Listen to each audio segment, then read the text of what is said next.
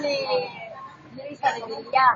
Itong si Estrella, itong Yakult na to, masarap talaga ito. Tapos, matagal na ako nag-amin ng Yakult. Mapagamot ito ng sakit yan. Ganon, maraming dito, makapalusaw ng kinakain ng tao, ganon din. Yun ang naranasan ko ng Yakult.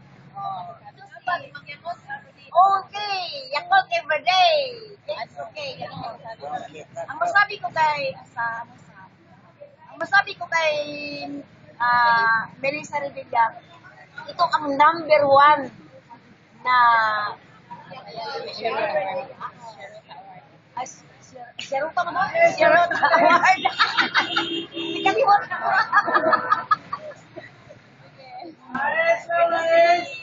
Revilla, masipag ito na matulungin din. Pero si Miss Revilla, ano pa naman talaga? Sa kanya po ito, maganda itong Yakult. Masarap, masaya. Maraming salamat. Okay, maraming salamat din.